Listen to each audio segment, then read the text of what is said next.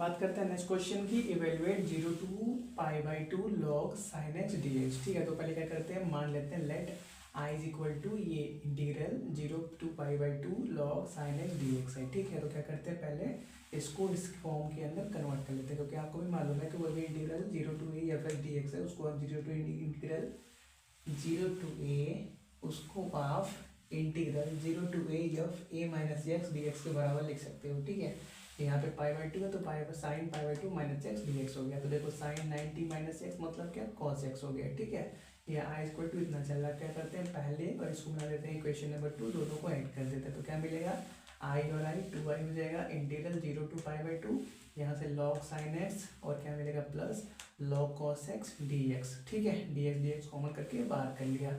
अब देखो यहाँ पे क्या बन रहा है, log m plus log n की तरह बन रहा है। तो क्या करेंगे हम, log की प्रॉपर्टी से इसको log m इंटू n लिख लेंगे। तो क्या मिल जाएगा, 2y equal to integral 0 to π/2 log m into n मतलब क्या, sine x into cos x d x साथ में है। ठीक है, तो देखो यहाँ पे अब क्या बन गया, इसको अगर हम क्या करें, यहाँ पे 2 मल्टीप्लाई कर दें, क्योंकि आपको भी मालूम है कि अगर हमारे पास साइन 2x हो जाए तो वो 2 साइन एक्स कॉस एक्स के बराबर होता है। ठीक है, तो यहाँ पे 2 की कमी है तो अंदर वाले क्वेश्चन में 2 से मल्टीप्लाई और डिवाइड कर देते हैं। तो ये डिवाइड बाई 2 यहाँ पे आ गया और ऊपर क्या बन जाएगा, 2 साइन एक्स कॉस है, उसको हम क्या लिख सकते हैं, साइन 2x लिख सकते हैं। तो हमको क्या मिल गया, ये 2y equal to integral 0 to π/2 log sine 2x/2 dx। ये क्या बन गया, log m/n की तरह दिख रहा है, तो उसको हम log की प्रॉपर्टी से क्या लिखेंगे, 2y equal to integral 0 to π/2 log sine 2x minus log 2 dx। ठीक है, तो अब क्या कर देते हैं, बस दोनों को स्प्लिट कर देते हैं। तो क्या मिल जाएगा, 2y equal to integral 0 to π log sine 2x dx minus अलग वाले इसको अलग कर दो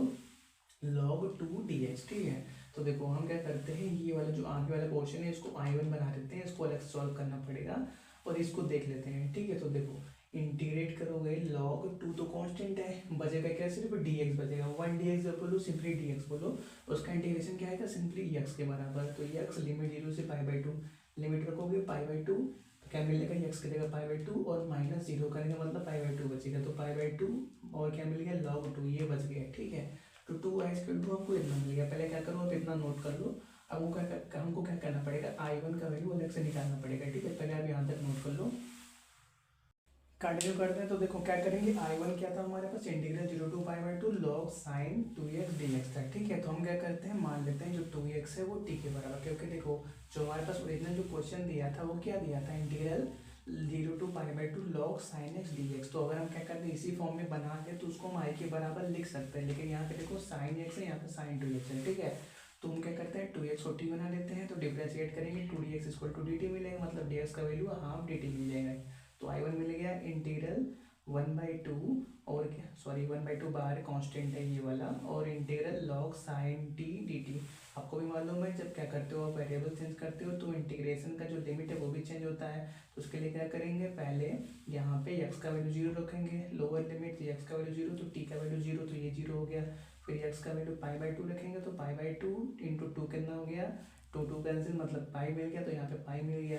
तो देखो आपको मालूम है एक इंपॉर्टेंट प्रॉपर्टी कि अगर हम क्या करते हैं, integral a to b f dt करते हैं तो वो आपका integral a to b f dx के बराबर लिखा जा सकता है। ठीक है, तो जहाँ पे भी t है वहाँ पे हम क्या कर लेंगे, x dx कर लेंगे। ठीक है, तो यहाँ पे क्या मिल गया, I1 equal to 1/2 0 to π/2 log sine x dx। तो देखो ये कुछ इसी तरह बन गया, लेकिन देखो क्वेश्चन में हमारे पास यहाँ पे π/2 था, यहाँ पे लेकिन पाई है, तो इसको भी चेंज करना पड़ेगा।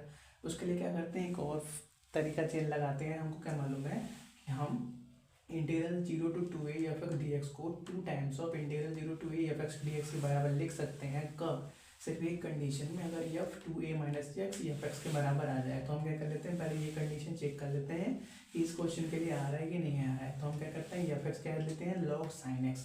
तो यहाँ से हम क्या करते हैं, f पाई माइनस एक्स निकालते हैं। ठीक है, 2a यहाँ पे देखो यहाँ पे है और हमारे पास क्वेश्चन में यहाँ पे पाई है, तो हम पाई माइनस एक्स निकालेंगे, तो log sine pi minus x, तो 180 माइनस एक्स मतलब क्या, और अभी साइन का साइन 180 माइनस एक्स मतलब क्या, साइन एक्स। तो क्या मिल गया, log साइन एक्स करने का मतलब वही एफ एक्स मिल गया। तो F pi minus x F x के बराबर आ गया, तो हम ये फॉर्मूला यूज कर सकते हैं। तो क्या लिखेंगे हम, इसको I1 इक्वल टू 1/2 बाहर है, इसको हम क्या करेंगे, पाई को कैसे तोड़ेंगे, 2 बाहर कर लेंगे और क्या जो होता है उसका आधा, तो क्या हो जाएगा, पाई है तो पाई का आधा, π/2 log sine x d x. To cancel, simply क्या मिला 0 to π/2 log sin x dx। तो यही कहा था, हमारे पास क्वेश्चन था जिसको हमने आई माना था, तो हम i1 की जगह क्या लिखेंगे आई।